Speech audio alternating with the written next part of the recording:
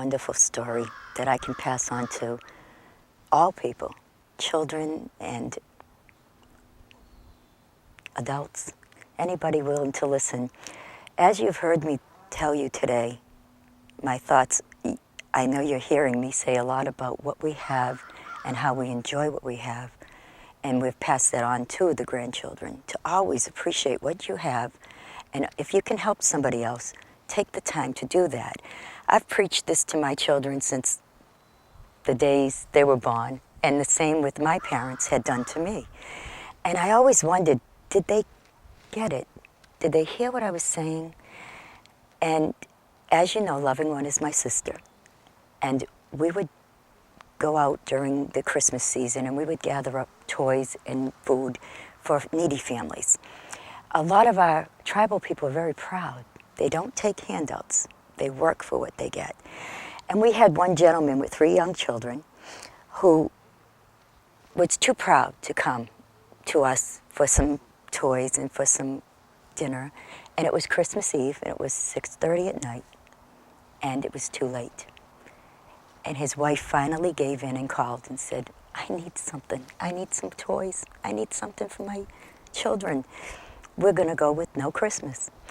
They had children, my children's age and Loving One's children's age. And I was very upset because we had given away all toys that were available, everything that was there, we had given. We had nothing. And I called to my kids and I said, I need to tell you all that there's going to be a family wake up tomorrow to nothing. Now, you have quite a few gifts under the tree. If you'd like to give one, you may. And I'll be able to give that gift to these kids. Well, if I get teary-eyed, it's because without another second to give, my children got up and went under the tree. And the part that I guess intrigued me the most was not once did they say, is this something that's really good? Is this the radio I wanted? Is this the TV I wanted? They just picked out 3 or 4 gifts and brought them to me. And they said, here, give this. So, still gets me. But needless to say, I had called my sister very, very happy at what had happened, and she was crying. And she said, you know what my kids just did? Her children had done the same. So they listened. People listen.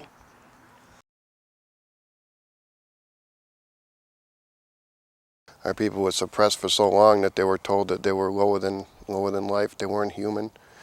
And that stays in your bloodline for some time until you can start to climb out of it, one generation at a time. So, and my son has even said to me, and I know this is true, that it stays in the bloodline for generations, because he said to me one day with no rhyme or reason, I don't want to be an Indian daddy. So I knew where that was coming from, because I've had the teachings from the elders to say that passes down. So to climb out of that takes another 2, 3 generations, or however many generations it took to get to this point. It takes that many to climb out. So, you know, my father and grandfather were the ones that first started stepping out of that, because I never even, until I was about 11 years old, I never even knew I was Native, because my father didn't want me to go through what he went through. We had Stephen, after he was born, we had made an agreement that we would, instead of putting him in daycare 5 days a week and not seeing him at all, and both of us working all the time, we would make a pact to make him my #1 priority. So I said, I will try to shorten my work week, and I will be home with him a majority of the time, which meant for me I was working 3 days a week at the time, 3 long days, and then I was home with him the rest of the week. So if I get from 4 days out of 7, which we thought was a good balance. So that was my #1 priority.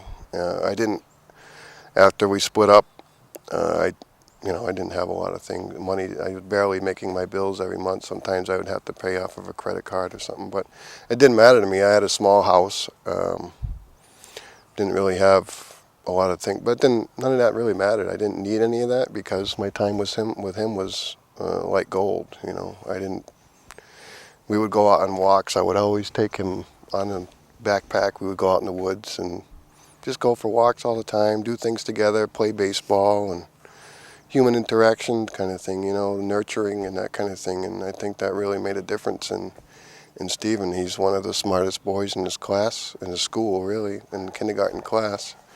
As you can see, he's a happy boy.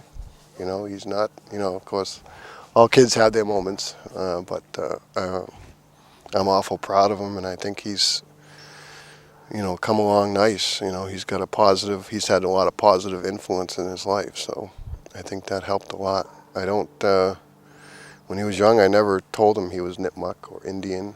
I just tried to teach him that this is the human way to live. You know, respect the animals, respect the trees. It's all important. So he didn't know that was different than any other culture or race. I don't teach him separation. You know, it's just this is the way you should live and try to respect all the things around you. The elders say, well, after they're born, they're close to the circle or the heart, and then they move away for a time, a teenage time, a grammar school time, and be prepared for that because they're not going to want anything to do with, you know, I remember when I was a kid, I didn't want to be around my parents. I wanted to go out and hang out with my friends and that kind of thing, ride bikes, and so I'm prepared for that. And then I know when he gets older, he's going to come back because he has that foundation. You know, that was the important thing, to give him that foundation, because he'll always have that in the deepest part of him.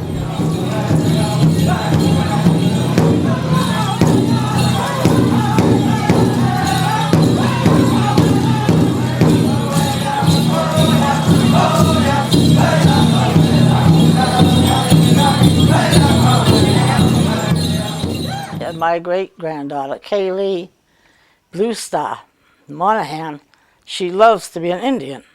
In fact, my brother brought her the Indian dictionary, if you will, today, because she already had started learning some in school. And now she's he gave it to her today, so she's going to take that and study it, which she will, because she is a 4+ student. Very smart. Being a grandmother today is fun for me. You know, I'm happy with it. I've known that I was Nipmuck since I was 5. My gram told me that I was Nipmuck. There is 2 Nipmuck Indians in my school. No, there's 3 counting me. Well, coming up as a child, my father and mother, we did attend a lot of powwows. They were strict to make sure we knew our culture. My brothers and sisters, and we always go to the White Mountains during the month of July, and would bring drums along, and all night would sing native songs. What I've tried to teach my children when they were younger, and still, is to make sure that they hold their heritage proud, and to keep it for their children and their children's children. I first figured out that I was Nipmuck Indian when I was in 2nd grade. My mom used to come in and do presentations for my class and would explain about Nipmuck culture. And most of my friends are interested in me being Nipmuck. One friend is particularly interested in it, my friend Justin. He loves, a couple of years ago, he came to this powwow that we had, and he was really interested in like the drums and all the people dancing and like looking at the teepees and stuff. And my mom ended up buying him a necklace as a little gift. It was I think it was a little turtle, and he really liked it a lot. What I like most about being Nipmuck is probably going to all the ceremonies and powwows and just being with my family.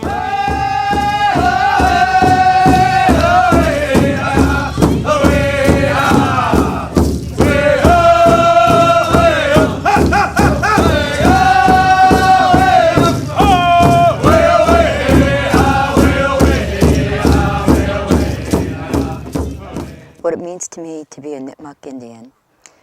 Well, for one thing, Nipmuck to me is of the Chaubunagungamaug clan, is not a nationality. Nipmuck is a way of life. I was raised very strict with knowing what to enjoy in life and to appreciate. Being of Nipmuck descent means to appreciate everything we've given and not things that we want. So where I would appreciate the sun, the rain, the snow, the sleet, where the average person would probably see the day as being cold and bitter, I appreciate that I'm alive and enjoying it. I love every day. I appreciate my grandchildren, my children, my family, and I appreciate all the Creator has given me. So Nipmuck to me is just a way of life.